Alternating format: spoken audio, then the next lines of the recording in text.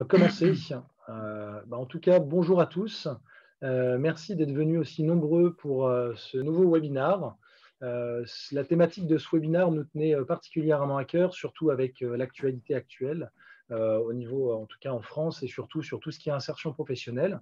Et donc, on a voulu se pencher sur le sujet de tout ce qui est offre carrière, carrière center, et surtout comment pouvoir animer et valoriser un réseau au sens large. Et justement, on va décloisonner le côté alumni des étudiants. On va le voir un peu justement avec Perrine Sautier qui nous accompagne aujourd'hui, mais surtout voir comment avoir une offre commune.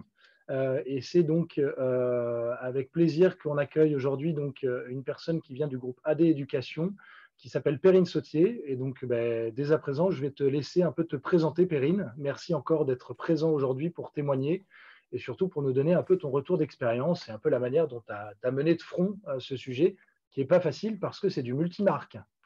Tout à fait. En tout cas, c'est un plaisir d'être avec vous, Baptiste, et avec toi en tout cas, et avec tous les membres du club Alum Force. Donc moi, en effet, je suis Perrine Sautier. Je m'occupe dans le réseau AD Éducation de toute la partie alumni et expérience étudiante. Le réseau AD Éducation, aujourd'hui, c'est 18 000 étudiants chaque année. On est présent en France et en Europe. On a quelques écoles en Espagne, en Italie et en Allemagne.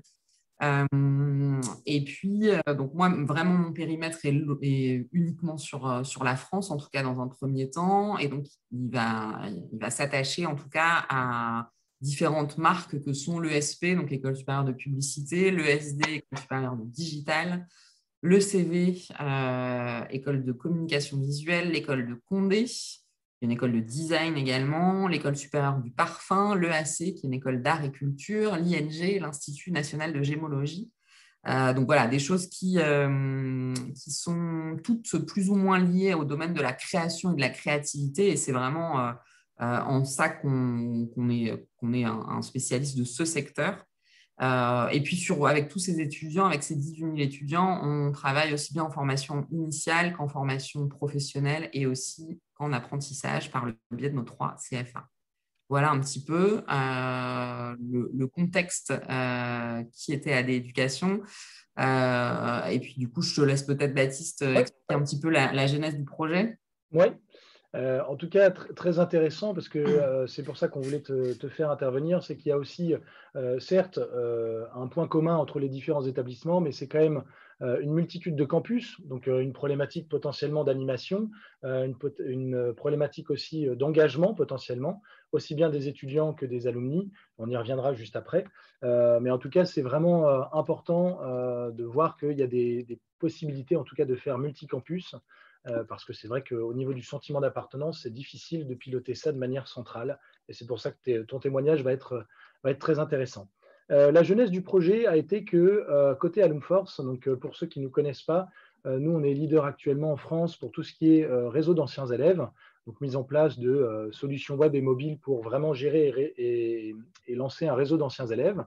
Et assez rapidement, on s'est rendu compte que la carrière était clairement un point central et très important au niveau de tout ce qui est réseau d'alumni, et surtout qu'un réseau d'alumni ne se cantonnait pas que à la gestion d'un réseau d'anciens élèves, mais que si on voulait que le cercle soit vertueux, qu'il fallait, entre guillemets, je dirais, accueillir dès le départ les étudiants au sein même de ces réseaux. C'est pour ça qu'on a assez rapidement vu depuis 2014-2015 des réseaux qui ne s'appelaient plus des réseaux alumni, mais qui se considéraient plutôt comme des communautés, des réseaux au niveau de la marque. Et assez rapidement, on a commencé à échanger avec l'une des marques donc, de AD Éducation, qui était, je crois, de mémoire, Perrine, il y a à peu près 2 ans et demi, l'école supérieure de pub. Et donc, on a commencé à échanger avec, au début, une association, et puis après, c'est revenu assez rapidement côté école. Et puis, en fait, au final, on s'est rendu compte qu'il y avait clairement un besoin, aussi bien au niveau de l'école que de l'association, mais aussi au niveau du groupe. Et c'est là où, justement, on a commencé à échanger avec Perrine. Et c'est là où les premiers échanges ont commencé à être lancés. Justement, Perrine, toi, côté AD Éducation, c'était quoi, avant les échanges entre guillemets qu'on a pu avoir et le projet qu'on a lancé ensemble, c'était quoi un peu l'état des lieux chez AD Éducation, il y avait déjà des initiatives, il y avait des choses qui étaient déjà mises en place, mais de mémoire, ce n'était pas forcément commun, très C'est structuré. ça. Et en tout cas, très harmonisé. Mm. Ce qu'il y a, c'est que, alors déjà, il faut quand même remettre les choses dans le temps, c'est-à-dire que la cellule alumni que je représente ce matin, au niveau du réseau AD Éducation, elle est récente puisqu'elle date du mois de mars-avril. Donc, c'est tout jeune. Jusqu'à présent, les initiatives étaient vraiment soit au niveau de la marque, soit même au niveau des campus. Je prends un exemple avec l'école de Condé. Aujourd'hui, c'est donc une marque qui est présente dans 8 villes en France et potentiellement autant d'actions qui vont être différentes en fonction de l'équipe, de la façon dont est staffée l'école, en fonction de l'histoire de chaque campus. C'est un sujet qui va être géré un peu différemment. Donc déjà, entre les différentes marques et aussi entre les différents sites d'une même marque. Les relations entreprises, de toute façon, sont gérées différemment en fonction du niveau de professionnalisation de chaque marque. Toutes les écoles qui sont CFA, évidemment, avaient déjà un certain nombre d'outils. Celles qui sont beaucoup plus orientées sur la formation initiale n'avaient vraiment pas grand-chose. Voilà, c'était plutôt une personne qui gérait. En tout cas, vraiment un vrai manque d'harmonie, une envie de bien faire, puisque c'est notre rôle aujourd'hui de favoriser l'employabilité et la professionnalisation des étudiants. Mais en tout cas, des outils un peu disparates, des plateformes. On avait Bicom à certains endroits, on avait Slack à d'autres endroits. La diffusion sur le site web public à d'autres endroits et de l'envoi d'offres par email dans d'autres écoles encore. Donc l'idée, c'était d'utiliser en tout cas cet outil pour avoir un réel career center digne de ce nom, beaucoup plus structuré et puis harmonisé entre les différentes marques. Et qui, justement, tu parles beaucoup de Career Center, mais justement, tu cibles qui dans un Career Center? Parce qu'on a toujours la notion, en tout cas historique, un peu du Career Center. OK, c'est pour les étudiants et on voit un job board, mais toi, c'est quoi tes cibles par rapport à ce Career Center? Alors moi, j'ai pris le problème dans l'autre sens, c'est-à-dire que moi, comme mon objectif, c'est vraiment de fédérer les alumni autour de nos écoles, autour de nos marques, la porte d'entrée, ça a été vraiment les alumni. Et ensuite, c'est de se dire, puisqu'on a un outil qui permet de s'adresser aussi à nos étudiants qui vont chercher du stage, du contrat pro, de l'apprentissage ou des jobs étudiants ou n'importe quel contrat, autant capitaliser sur cet outil qui va nous permettre déjà de proposer une offre très quali à ces deux cibles et en plus de permettre de faire des liens entre ces deux populations et en tout cas de les systématiser. Je m'explique. Aujourd'hui, nous, on va diffuser, en tout cas, voilà, moi personnellement ou les responsables des relations entreprises dans les écoles vont diffuser des offres sur le Career Center. Mais c'est aussi donner la possibilité à nos alumni de diffuser des offres de stage ou d'apprentissage, par exemple, pour nos étudiants. Donc, c'est faire participer aussi. En fait, l'alumni est un usager, mais il est aussi potentiellement un recruteur. Idem, l'étudiant est un usager, mais il peut aussi recruter pour l'agence dans laquelle il est en stage actuellement. Donc, voilà les deux populations. On a décidé de pas faire de ne pas segmenter, en tout cas, et de laisser aussi les étudiants s'emparer de la plateforme. OK, c'est clair. Mais il commence à y avoir justement des questions qui tombent. En quoi le Career Center est mieux que LinkedIn par rapport à la diffusion d'offres? C'est un très bon sujet. C'est super ça. On est en plein dedans parce qu'en fait, alors oui, en effet, ça oblige les recruteurs à se connecter sur une énième plateforme. Maintenant, on peut quand même le faire pour elles, au moins dans un premier temps. Ça, on a la main pour diffuser en direct. Maintenant, c'est vrai que l'idée, c'est quand même de laisser les entreprises s'emparer aussi de notre plateforme. L'intérêt, il est surtout du point de vue de l'alumni ou de l'étudiant, puisqu'en fait, aujourd'hui, on utilisait beaucoup LinkedIn, donc les groupes fermés, pour diffuser les offres. Le problème, c'est que en fait, ça s'enchaîne. On poste des offres toute la journée et les étudiants n'ont aucune possibilité de faire un tri. Je cherche un stage, je suis étudiant à l'ING de Lyon. Bah oui, mais en fait, je ne vois que des offres à Paris, ça ne m'intéresse pas du tout. Moi, ce que je voulais, c'était vraiment leur permettre de gagner du temps, donc avoir une possibilité de filtrer, de trier les annonces en fonction de leur recherche. Parce que LinkedIn ne permet pas, voilà, en tout cas, dans l'outil et dans les groupes qu'on utilisait jusqu'à présent.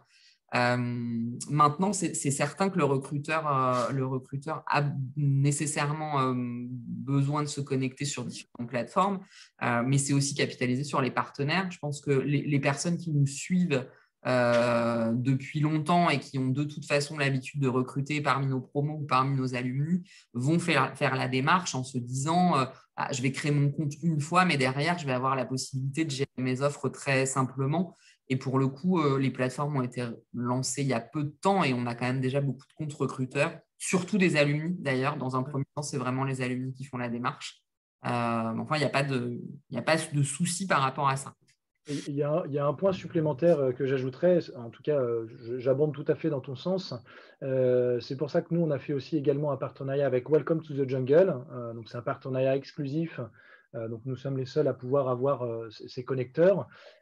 Pourquoi on s'est rapproché de Welcome to the Jungle, et ça, on y reviendra un peu après, mais justement pour éviter la multiplicité des comptes, de plus en plus d'entreprises, je crois que c'est quasiment 6000 entreprises qui ont déjà des comptes sur Welcome to the Jungle, qui ont des fiches entreprises Welcome to the Jungle et qui diffusent déjà via Welcome to the Jungle. À partir du moment où ils ont un compte sur Welcome to the Jungle, ils auront la capacité de pouvoir directement diffuser ça dans vos job boards et ça évite justement ça évite la multiplicité des comptes. Après, LinkedIn, si je reviens sur LinkedIn, nous, on ne considère pas ça comme, entre guillemets, quelque chose supplémentaire. C'est au contraire l'utiliser comme un vecteur de communication. Perrine le disait, le réflexe, en tout cas, et qu'on voit sur les quasiment 300 plateformes qu'on a déjà lancées, c'est la plupart du temps, les offres d'emploi sont véhiculées via le Career Center de l'école ou de l'association et par contre, via le partage, sont envoyées sur les réseaux sociaux, que ce soit LinkedIn, Facebook pour des jeunes générations, voire même d'autres canaux, où là, uniquement le titre de l'offre sera présent. Là, on est plus en mode frise chronologique, pardon. L'étudiant qui tombe dessus ou l'alumni qui tombe dessus va cliquer dessus. Et l'idée, c'est qu'il revienne dans votre giron. Et derrière, vous allez pouvoir le capter et surtout faire en sorte de capitaliser sur le fait qu'il est revenu et donc qu'il est en recherche d'emploi ou recherche de stage. Ça, c'est vraiment un point important. Il y a une autre question, justement. Utilisez-vous aussi Job Teaser et si oui, avec quelle complémentarité Eh bien non. Ça a été évoqué, hein, évidemment. Ça a été un sujet, on les a rencontrés à plusieurs reprises et finalement, on est quand même dans une logique de justement d'harmonisation et d'optimisation. Alors pour le coup, même si j'ai été recruteuse avant, je me place quand même plutôt du point de vue de l'étudiant et de l'alumni qui sont finalement mes cibles à moi. Et en fait, j'ai pas non plus envie qu'ils aient trop de plateformes. Ils en ont déjà beaucoup dans leur vie perso, dans leur vie étudiante, etc. Donc moi, l'idée, c'était de me dire, OK, on choisit Alumforce justement parce que on va pouvoir accompagner l'étudiant depuis son entrée à l'école tout au long de sa carrière, sans qu'il y ait de couture finalement. On ne va pas dire, ça y est, maintenant tu es diplômé, donc attends, on va te fermer ton accès à cette plateforme et puis maintenant tu vas passer côté alumni, donc voilà quels sont tes nouveaux comptes, etc. Non, là l'idée c'est de dire, tu entres, tu as un compte, tu as tes accès et ensuite derrière, tu prends l'habitude, en fait, ça devient vraiment ton vrai outil de recherche, de stage, d'apprentissage et puis d'emploi quand tu seras diplômé. Je pense qu'il y a un enjeu justement d'évangélisation et d'éducation lorsque vous les avez au sein directement de votre établissement. On l'entend souvent dans beaucoup d'écoles ou beaucoup d'universités, la rupture qu'il y a au moment où ils quittent l'établissement. Là, l'idée, c'est justement via cette démarche-là d'avoir un outil central, c'est d'éviter cette rupture en mode du jour au lendemain, ok, vous passez côté association ou vous passez côté une autre plateforme qui est là pour gérer, entre guillemets, uniquement la partie alumni. Et c'est là où vous risquez d'avoir une rupture parce que l'étudiant, il a peut-être déjà trouvé son premier job. il ne va pas forcément vouloir rentrer dans la communauté. Et donc, derrière, c'est toujours difficile de le récupérer, entre guillemets, une fois qu'il ait quitté votre établissement. Donc, c'est vrai que ça, c'est un point important, en tout cas, notre démarche, c'est vraiment d'avoir une vision 360. C'est pour ça qu'on appelle ça un peu le Career Center nouvelle génération, parce que ça ne se cantonne pas que étudiants, que alumni. On est vraiment sur le côté tous les acteurs qui gravitent autour de vos formations, qui peuvent avoir un compte, que ce soit un enseignant, que ce soit un intervenant, que ce soit une entreprise partenaire, que ce soit des entreprises qui viennent de Welcome to the Jungle, que ce soit également bien sûr les étudiants ou encore les enseignants, les alumni, mais bien sûr le personnel aussi administratif qui gravite dedans. Alors, il y a deux, trois autres questions, j'y reviendrai juste après, mais il y avait un point important avant qu'on passe sur ces questions-là. Pour toi, en tout cas au sein de AD Éducation et au sens large au niveau des marques, qu'est-ce qu'un Career Center pour toi? Est-ce que c'est qu'un job board ou est-ce que c'est beaucoup plus large que ça? Alors, justement, c'est oui un job board, parce que c'est finalement le centre, mais en tout cas, pour moi, ça ne doit pas se limiter à un job board, puisque on doit aussi apporter du contenu à nos parties prenantes, aux étudiants, aux alumni. Et du coup, c'est vraiment apporter tout un accompagnement autour de l'emploi au sens très large. Mmh. Et c'est aussi ce qui fait qu'on arrive à avoir du flux et à aujourd'hui donner envie de plus en plus à nos alumni de se connecter à ces plateformes qui, je le rappelle, sont encore nouvelles. Je pense que oui, en effet, les offres, c'est le nerf de la guerre dans le sens où c'est la priorité quand on est un jeune alumni, par exemple. En revanche, quand on est déjà un peu plus avancé dans sa carrière et qu'on n'est pas forcément en recherche active, qu'on est en veille ou même pas du tout, ce qu'on vient rechercher, c'est aussi de l'ouverture, c'est aussi des informations sur justement les nouvelles plateformes, je sais pas, j'ai envie de partir à l'étranger, comment est-ce que je vais organiser mon projet, etc. Donc, le but, c'est vraiment d'apporter toute une palette de services complémentaires et d'informations complémentaires qui vont bien au-delà de la mise à disposition des offres. Ok. Ouais, donc un Career Center, en tout cas pour toi, c'est, ok, certes, la colonne vertébrale qui reste bien sûr le job board avec les offres de stage, d'emploi, d'apprentissage et tous les autres, mais aussi tout ce qui gravite autour, les actualités, tout ce qui est bien sûr la partie événementielle, qui est un point important aussi. Il peut y avoir des présentations d'entreprise, il peut y avoir des webinars autour de l'insertion pro, il peut y avoir plein de typologies, en tout cas de fonctionnalités. Il y a aussi une notion qui est importante et en tout cas qui nous est chère. Ça, je sais que c'est dans tes visions à court, moyen terme. C'est tout ce qui est cette notion de mentoring. Le mentoring, c'est quelque chose qui est entre guillemets à la mode, mais qui est finalement extrêmement demandé par les populations. Faire en sorte qu'il y ait un lien intergénérationnel. Comment faire ça? D'un côté, vous allez avoir les étudiants qui, eux, sont apprenants et les diplômés qui, eux, sont déjà sachants, si je puis dire, même s'ils ont chacun leurs problématiques. Mais en tout cas, ils ont chacun des compétences. Via le mentoring, je pense qu'il y a aussi une très forte appétence à se mettre en relation et ça va faciliter aussi cette notion de service au niveau du Career Center. Toi, tu en penses quoi par rapport au mentoring? Est-ce que c'est une démarche que tu souhaites lancer plus tard? Est-ce que tu sens qu'il y a une volonté au niveau de ta population? Alors, il y a surtout une volonté justement au niveau des alumni. Contrairement à ce qu'on aurait pu imaginer, en fait, oui, les étudiants ou les jeunes, par exemple la promo 2021 là, qui est en train de sortir actuellement, trouvent ça plutôt intéressant, mais sans forcément se projeter et peut-être se rendre compte de l'intérêt immédiat.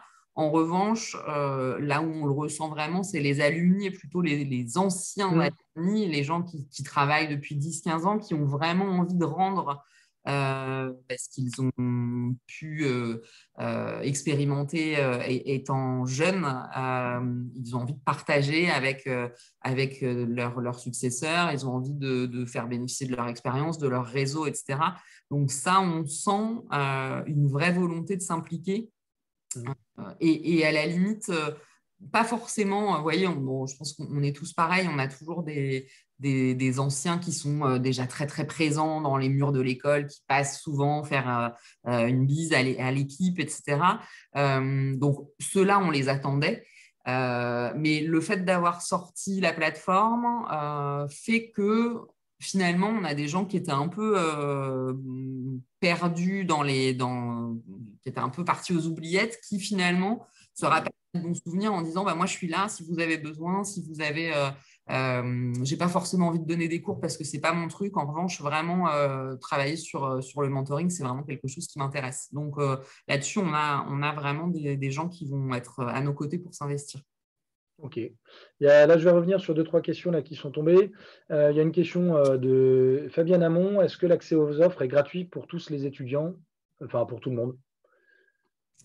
Alors oui, Ok. en tout cas pour l'instant, on est en train de regarder un petit peu. Là, on est vraiment. L'objectif, c'est de réussir notre lancement qui est toujours en cours et euh, qui se fait marque après marque. Donc, on avance petit à petit. Ce qui est sûr, c'est que tous les étudiants, pour tous les étudiants en cours de cursus, ce sera toujours gratuit, c'est certain. La question qui se pose, c'est comment on va fonctionner pour les futurs alumni, donc à partir de la promo 2022, justement, de soumettre la consultation des offres à cotisation. Mais en tout cas, dès lors qu'ils seront étudiants, bien sûr, dans nos différentes écoles, tout restera gratuit, ça c'est certain. Ok. Il y a une autre question justement. Alors pour le coup, c'est au niveau universitaire. Alors, je pourrais y répondre aussi en partie, mais il y a une problématique justement sur le Career Center qui est déployé vraisemblablement sur l'Université de Grenoble-Alpes, qui est justement que les membres peuvent se connecter uniquement avec une adresse mail de l'école. Et donc, une fois qu'ils sont alumni, ils ne peuvent plus y accéder à ce Career Center. Et la question est, est-ce que les personnes peuvent se connecter avec une adresse mail école ou n'importe laquelle? Nous, on a pris le parti d'avoir différents moyens de connexion, même pour les étudiants. C'est-à-dire que, bien sûr, par défaut, il peut passer par le système d'authentification de l'école ou avec l'adresse mail de l'école, mais il a la possibilité aussi de rajouter d'autres adresses mail, qui seraient une adresse email secondaire, tertiaire ou autre, pour justement faciliter cette bascule entre étudiants et alumni au moment où, en gros, son adresse mail étudiante, elle part. Donc ça, c'est vraiment un point important, c'est que l'étudiant, et on s'est toujours mis à la place de l'étudiant ou de l'alumni, pour lui, quel est le plus simple? Le plus simple, c'est qu'il a sûrement son adresse Gmail ou Outlook ou autre. Autant qu'il utilise celle-ci, c'est pas grave s'il n'utilise pas celui de l'école. Par contre, bien sûr, celle de l'école est présente dans son compte, et c'est pas grave s'il veut se connecter avec son adresse Gmail, si c'est celle de Gmail qu'il utilise le plus souvent. Donc c'est comme ça qu'on arrive vraiment à avoir un taux de transfo et un taux de perte très faible entre la bascule entre l'étudiant et le côté diplômé. Au niveau de l'université, peut-on avoir des sous-career centers par composante? Alors, très bonne question. Au niveau des career centers, nous, on n'a pas souhaité, entre guillemets, je dirais, faire des sous-career centers parce qu'en fait, c'est très risqué dans le sens où, si vous commencez à faire des sous-career centers, vous risquez potentiellement d'avoir des frustrations sur certaines composantes, études, formations qui auraient peut-être moins d'offres. Et donc, quand vous vous communiquez de manière globale en disant, OK, moi, j'ai n'importe quoi, j'ai 10 000 ou 12 000 offres dans mon career center et que vous avez un étudiant en sociaux ou autre qui arrive et qui envoie deux, je vous garantis qu'il va avoir du mal à revenir. Donc c'est là où nous, on part plutôt du principe que l'étudiant doit avoir accès à tout. Par contre, il a ses filtres par défaut. Et surtout, il ne faut pas oublier que maintenant, les étudiants et les alumni d'ailleurs, c'est vraiment des études à la carte. Donc, il va faire peut-être un an en éco, un an en ingénierie, et puis après, derrière, il va faire un an d'entrepreneuriat. Pourquoi on lui fermerait la porte à de l'entrepreneuriat alors qu'il a fait une école d'ingénieur? Donc ça, c'est un point important. C'est justement être plutôt large. Par contre, donner la possibilité, en effet, à une entreprise ou à vous de cibler telle ou telle formation parce que vous connaissez parfaitement cette entreprise partenaire, ça, c'est possible. Et dans ce cas-là, cette offre ne sera visible que par la population que vous aurez ciblée. Donc, on ne peut pas appeler ça des sous-career centers, mais en tout cas, on a la possibilité, bien sûr, d'aller sur un niveau quand même de ciblage. Comment fidéliser les alumni et faire en sorte qu'ils soient engagés sur moyen terme? Doit-on proposer des étapes bilan pro ou négociation de salaire ou autre? On pourrait en faire quasiment un autre webinar dessus. Pour information, on a fait un travail lors de nos rencontres Alumforce la semaine dernière autour de justement les 10 commandements pour pouvoir engager et vendre votre réseau auprès de votre population. Donc, il y a un document qui va sortir qu'on pourra vous transmettre avec une réflexion. C'était à peu près une quarantaine quand même d'établissements qui ont réfléchi sur le sujet. Il en est sorti plein de choses très intéressantes. Donc ça, on pourra vous l'envoyer sans aucun souci après le webinaire, une fois que ce sera réalisé. Mais il y a quand même une partie importante. On parlait justement de l'enrichissement du Career Center. On s'est rendu compte que si vous voulez fédérer en tout cas des alumni ou des étudiants dans un Career Center ou même dans un réseau alumni au sens large, il faut qu'il y ait du contenu. Le contenu qui est souvent le plus demandé dans un premier temps, c'est autour de la vie au travail. Que ce soit un diplômé, un jeune étudiant ou un jeune diplômé, il se passe toujours la question de ce qui se passe réellement, je dirais, au sein de l'entreprise. Et ce qui est très intéressant, c'est que via notre partenariat Welcome to the Jungle, on va vous fournir, en tout cas on fournit toute une session avec la vie au travail. Ça va être plein de contenus, que ce soit vidéo, présentation, articles, sur vraiment des thématiques assez générales, mais surtout super intéressantes de type comment se déroule l'expatriation, comment demander des augmentations à mon boss, partir chez la concurrence, est-ce que c'est un bon investissement? Tous ces sujets que un jeune diplômé ou un alumni plus expérimenté, voire même un jeune étudiant peuvent se poser, il y a des contenus pour ça. Et donc, ça permet d'enrichir en tout cas vos career centers grâce au contenu de Welcome to the Jungle. Je pense qu'on a répondu à peu près à toutes les questions dans l'immédiat. Pour continuer, il y a un point qui était important. Pourquoi avoir choisi, Perrine, de faire un Career Center justement par école? Parce que tu as la notion d'AD éducation et après, tu as les écoles. Pourquoi avoir fait ce choix? Alors, c'est une bonne question. Ça, je pense que vraiment, c'est lié à l'identité du groupe AD Éducation et c'est lié à l'identité des différentes marques. Nous, on a considéré que nos étudiants et nos alumni se sentaient étudiants ou alumni de l'École supérieure du digital et pas d'AD Éducation. C'est un vrai… en tout cas, on a toujours voulu communiquer sur ce que sont les écoles, le groupe étant pour nous un réseau qui permet de favoriser les passerelles, qui permet justement de se doter de moyens importants, etc. Mais on souhaite vraiment que les étudiants gardent cet attachement à leur école en particulier, à leur mur, à leur formation, etc. Donc, c'était important pour nous de se dire, OK, chaque Career Center doit représenter l'ADN, les valeurs de chacune des marques. Typiquement, dans la façon dont on va s'adresser aux alumni, même si on a des sujets qui peuvent être communs justement sur… oui, on parlait de négociation salariale, etc. On ne va pas forcément utiliser le même ton avec un étudiant qui sort de l'Institut national de gémologie et puis avec un étudiant qui sort de l'École supérieure de publicité. On n'a pas le même rapport. Je pense à ça, mais c'est entre autres exemples. On a certains alumni de certaines marques qu'on va plutôt tutoyer, d'autres qu'on va plutôt vouvoyer. Donc, c'est vraiment toute une question de ligne éditoriale et de rapport avec nos étudiants et nos alumni qui nous ont fait choisir ce fonctionnement. Alors, ce n'est pas toujours simple, mais en tout cas, c'est plus adapté. Et encore une fois, on a décidé de privilégier le confort de nos usagers plutôt que le nôtre. Justement, de manière très opérationnelle, comment donc tu vas avoir des relations entreprises par campus, si j'ai bien compris. De manière très opérationnelle, comment c'est structuré? C'est-à-dire que chaque responsable relations entreprises a son compte, bien sûr, sur sa plateforme. Donc, c'est multi-campus au sein de chaque marque. Ouais. Et derrière, par rapport à toi, ton positionnement qui, je vais dire, un peu englobe le tout, comment ça fonctionne? Est-ce que c'est une manière très transversale comment ça fonctionne de manière très opérationnelle au quotidien? En fait, on est vraiment dans le partage. Oui, en effet, tout le monde a des comptes.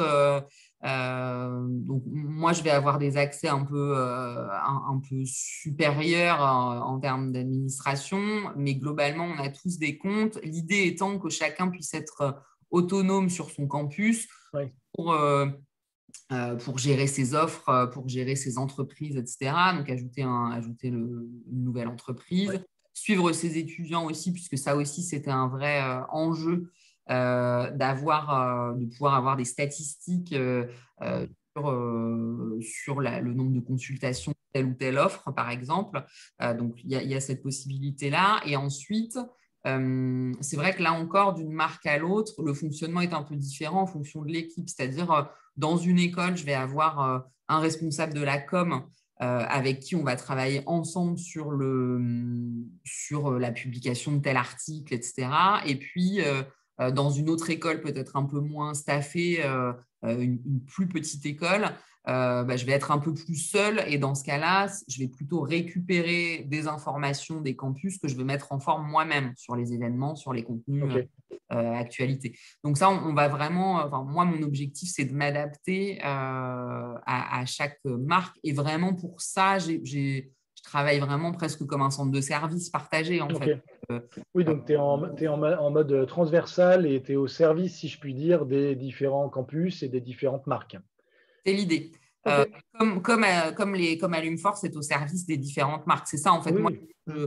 mon idée, c'est d'être l'intermédiaire, c'est-à-dire répondre aussi à leurs questions techniques de premier niveau et puis faire appel à mon customer success si j'en ai besoin. Mais dans un premier temps, c'est aussi être le point d'entrée, en tout cas l'intermédiaire entre Alumforce et les marques. Ok. Et et justement sur un peu comment ça se déroule, en tout cas, comment s'est déroulée un peu la mise en place, les premiers retours que tu as, comment tu as pu réussir à engager les étudiants dès la rentrée dans l'école, comment tu as pu structurer ça et vraiment lancer cette notion de Career Center qui était, je dirais, un peu disparate au niveau des marques. Alors, donc, on a fait ça par vague, hein, puisqu'en fait, il y avait un enjeu. On a démarré avec l'ESP, donc qui est l'École supérieure de publicité. Et pour cette école-là, on s'est dit que oui, on attendrait la rentrée pour les étudiants, mais on avait quand même envie d'accompagner la promo 2021 qui allait être en recherche dès cet été. Donc, on a lancé tout début juillet, il me semble, et on a embarqué uniquement les alumni. Ouais, ok. Donc, je dirais que sur une période d'été où c'est pas forcément la priorité des gens, on le savait, mais en tout cas, on a eu envie de proposer cet outil-là à ceux qui en avaient besoin dans le cadre d'une recherche d'emploi. Donc, ça a démarré gentiment. Et puis là, le fait d'avoir eu les rentrées, d'avoir intégré l'ensemble des nouveaux étudiants 2021-2022, et puis d'enrichir la plateforme, le fait qu'il y ait eu les offres Welcome to the Jungle qui sont arrivées à la fin de l'été, il y a eu beaucoup de choses qui ont fait que là, ça y est, on sent que ça commence à prendre. Et puis, les alumni aussi sont beaucoup... voilà, l'information commence à se diffuser entre eux dans les petits groupes et eux-mêmes, en fait, à partir du moment où ils sont convaincus, vont vraiment nous Ouais. aider à communiquer auprès de leurs anciens camarades de promo, etc. Et puis moi, je leur dis beaucoup, je suis très en lien avec eux, je construis tout ça vraiment avec eux, donc je leur laisse la possibilité de me faire part de tout leur feedback, surtout les tout premiers qui sont arrivés sur la plateforme, on était vraiment beaucoup dans l'échange. Et du coup, oui, c'est encore le moment d'adapter le produit qu'on leur propose à leurs envies, à leurs besoins. C'est eux qui vont déceler les petits manques Ouais. d'une marque à l'autre. Ils n'ont pas forcément exactement les mêmes besoins face à ce Career Center. Donc, on est vraiment beaucoup dans l'échange et puis ça permet de réussir encore mieux tous les autres lancements qui se profilent. Ok. Et sur justement sur l'activation, entre guillemets, je sais que tu as fait pas mal de communication sur les réseaux sociaux, en plus de tout ce qui est partie campagne d'activation. Ouais. Ça a bien fonctionné. Tu as eu justement par rapport aux cibles qui ont été touchées, soit sur les réseaux sociaux, soit les campagnes d'activation. Qu'est-ce que tu as comme retour pour faire en sorte que il y a un maximum de personnes qui viennent activer leur compte, parce que ça reste toujours le nerf de la guerre du départ. C'est bien d'avoir un outil, mais derrière, il faut engager les membres. Il faut faire en sorte qu'ils soient acteurs de leur réseau. Et donc, par rapport à ton plan, comment tu as pu voir les choses? Moi, je pense que c'est quand même les campagnes d'activation qui fonctionnent le mieux à partir du moment où on s'astreint à une discipline pour en faire partir quand même régulièrement. Donc Mm. là-dessus, j'ai suivi vos recommandations, hein, ni plus ni moins. Je dois toujours, enfin là, ça s'est un petit peu espacé, mais sinon, c'est toujours autour de 15 jours. Oui, c'est ça. Ouais. Et ça fonctionne bien parce qu'on voit vraiment très nettement quand il y a une nouvelle campagne, qu'on a beaucoup, beaucoup de nouveaux membres qui nous rejoignent. Et après, les réseaux sociaux sont pour moi plus du soutien, Oui, euh, parce que c'est quand même, en fait, les réseaux sociaux, ça va plutôt être un peu je dirais, c'est assez linéaire. Mais là où vraiment il y a un pic d'activation, c'est après les campagnes. ok. Et par rapport à ta stratégie de contenu, comment tu vois ça justement? On parlait du Career Center, qui est le job board, entre guillemets, la colonne vertébrale. Il faut le contenu, donc il y a le contenu qui va être apporté dans très peu de temps par Welcome to the Jungle. Mais en plus, est-ce que toi, tu as déjà réfléchi à une stratégie pour pouvoir engager tes étudiants, les faire venir dans ton Career Center? Tu as quoi comme idée justement par rapport à différentes thématiques et comment faire en sorte que ce soit aussi intergénérationnel? Parce que c'est difficile sur une même plateforme d'avoir du contenu qui intéresse tout le monde. Alors, il y a plusieurs. Il y a plusieurs. Alors, c'est pareil par rapport aux marques. Moi, je raisonne vraiment comme une boîte à outils, c'est-à-dire que chaque école va plutôt avoir envie d'axer sa ligne éditoriale sur tel ou tel sujet, mais il y a quand même un certain nombre d'éléments qui sont assez universels, je dirais. Donc, on a une grosse partie des articles qui vont être autour de l'emploi. Au sens large, oui, ça peut être réussir ses premiers jours, Mhm. aborder un entretien de fin de période d'essai, négocier son salaire, on en parlait tout à l'heure. Donc vraiment tout ce qui est intégration dans l'entreprise et puis emploi. Bien souvent, on a une partie internationale. Comment est-ce que je peux m'organiser pour m'expatrier? C'est quoi un VIE? Comment ça fonctionne? Euh, Comment est-ce que pour postuler à l'étranger, c'est quoi les tips pour faire un CV plutôt à la manière anglo-saxonne? Est-ce que ça fonctionne les candidatures spontanées dans tel ou tel pays? Voilà, ça va être vraiment sur cette partie-là. Et puis, on a envie de développer tout ce qui va être autour des bons plans qu'on veut proposer à nos Mhm. enfants et à nos étudiants. Nous, on est dans des secteurs d'activité où bien souvent, alors on a beaucoup d'indépendants, de freelance, et puis on a aussi beaucoup d'alumni qui travaillent dans des petites structures. Voilà, petites agences de design ou freelance en communication, etc. Et du coup, ils n'ont pas forcément de CSE, donc ils ont pas forcément d'avantages, de bons plans. Et ça, c'est pareil, hein, c'est quelque chose qui fait face enfin, que j'ai relevé suite à des feedbacks d'alumni eux-mêmes, qui me disaient, mais en fait, ce qui pourrait nous intéresser dans notre plateforme, c'est aussi d'avoir des choses qui soient négociées par l'école ou en tout cas de la mise de la, comment dire, du sourcing de bons plans pour nous Ouais. en tant qu'anciens. Et du coup, c'est ce qu'on commence à faire aussi avec des acteurs de la culture, avec des salles de sport, etc. Et pouvoir mettre en avant aussi tous ces aspects-là qu'ils n'ont pas forcément dans le cadre de leur job. Ok, super intéressant. C'est vrai que les bons plans, c'est quelque chose qui nous a été remonté aussi par d'autres établissements qu'on accompagne. C'est vrai que donner quelque chose un peu d'exclusif C'est ça.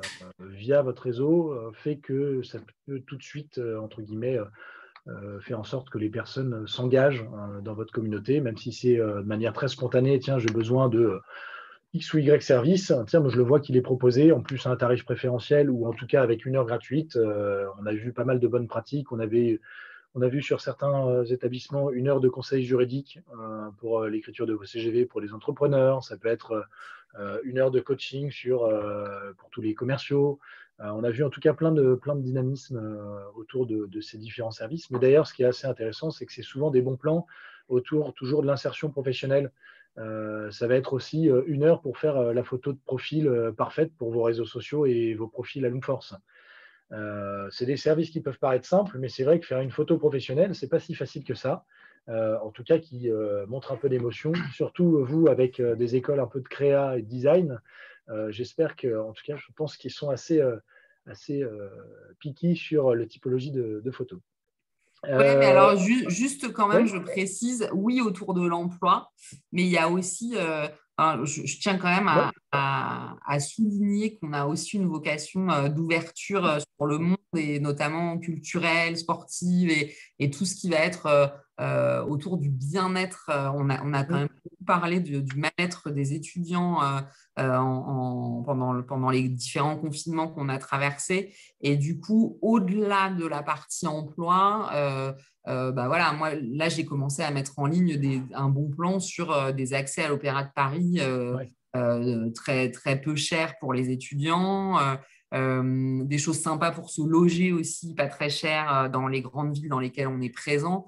Le but, c'est ouais, d'apporter un service qui soit quand même beaucoup plus élargi. Euh, dans une optique vraiment d'expérience étudiante et d'expérience alumni au sens un peu plus large que juste, bah, moi, je fais une école pour avoir un job, oui, mais c'est aussi comment est-ce qu'on va t'accompagner dans tous les pans de ta vie pour que ça se passe bien et du coup, tu étudieras bien si tu es bien dans ta tête, si tu vas avoir des expos, si tu vas faire un peu de sport. Voilà, et puis, en effet, je pense que c'est ce qui prend bien aussi, parce que du coup, c'est un peu surprenant. Ils ne s'attendent pas forcément à tomber là-dessus quand ils vont chercher leur stage. Et du coup, c'est plutôt une bonne surprise. Ok. Oui, il faut aussi rajouter un peu de fun dans tout. On a beaucoup parlé de professionnels, c'est normal, on parle de Career Center, mais c'est vrai que rajouter un peu de fun dans cette typologie de communauté est importante. Clairement, il y a des alumni quand on les interviewe, ou même des étudiants, quand on leur dit OK, vous venez rechercher quoi? Bah tiens, j'ai vu un after work et j'y vais parce que ça me fait plaisir d'échanger avec des alumni autour d'un verre. Point. Ça reste très, je dirais, primaire, basique, mais c'est fun, c'est sympa, c'est côté très social, et justement pour des personnes qui partent à l'étranger, quand ils peuvent échanger avec des alumni en expatriation, bah, ils sont contents parce qu'ils n'ont pas de noyau sur lesquels se reposer. Un étudiant qui part en expat, en Erasmus, dans un autre pays, c'est pareil. Il va vouloir avoir un peu des bons plans. Et c'est vrai que c'est une très bonne initiative. Il y a une dernière question, et après, sauf si vous en avez encore, mais je pense qu'on va bientôt conclure. Une dernière question, si la plateforme est gratuite, comment s'assurer que les bons plans ne touchent que les étudiants alumni? Bah, très bon point. Dans tous les cas, les bons plans, ils sont visibles que par les membres qui ont un compte. Donc, il y a quand même un sas de validation C'est ça. avant même que le bon plan soit exposé. Sinon, c'est compliqué. Rien ne vous empêche de faire un teasing de manière grand public. Rejoignez la communauté avec 50 bons plans qui vous attendent. Mais seuls les membres qui sont acceptés par la communauté ou qui ont un compte ou qui font partie de votre base de données pourront y accéder, bien sûr. S'il n'y a pas d'autres questions, je voudrais juste conclure. En tout cas, déjà, premier point, merci Perrine pour tes lumières et tout ton feedback qui est très, très intéressant. Merci à vous. Pour conclure, je dirais que justement, ce qui est très intéressant, en tout cas dans ce qu'on a entendu, c'est qu'un Career Center intergénérationnel, c'est possible. C'est-à-dire que intégrer les étudiants, les alumni, les entreprises et tous les acteurs qui gravitent autour d'une marque, c'est possible. Et surtout, point très important, ce qu'on a pu entendre des retours de Perrine, ça facilite grandement le parcours de l'étudiant et de l'alumni. Il n'a pas besoin de se connecter à une multitude de plateformes pour continuer à rayonner au sein de vos formations, que ce soit pour du recrutement, que ce soit pour du fun aussi. Merci Perrine d'avoir ajouté ça. Et pour les bons plans, mais en tout cas, c'est vrai que c'est quelque chose qui est très important. C'est allier le social avec le professionnel grâce à un Career Center nouvelle génération. Ouverture derrière pour le mentoring, on en a parlé, c'est quelque chose qui est de plus en plus demandé aussi. Ça peut être du mentoring professionnel, mais comme du mentoring, tout simplement, j'ai besoin de cours de golf. Hein. C'est une forme de mentoring, pardon. Voilà. En tout cas, merci à tous d'avoir été si nombreux. Merci pour vos réactions aussi. Je précise, il va être mis à disposition donc, sur les différents réseaux sociaux. On va vous envoyer aussi un mail pour que vous puissiez aussi nous faire un retour sur la manière dont ça s'est déroulé, un peu vos feedbacks. Merci Perrine, et puis bonne journée à tout le monde. Au Merci revoir. à tous.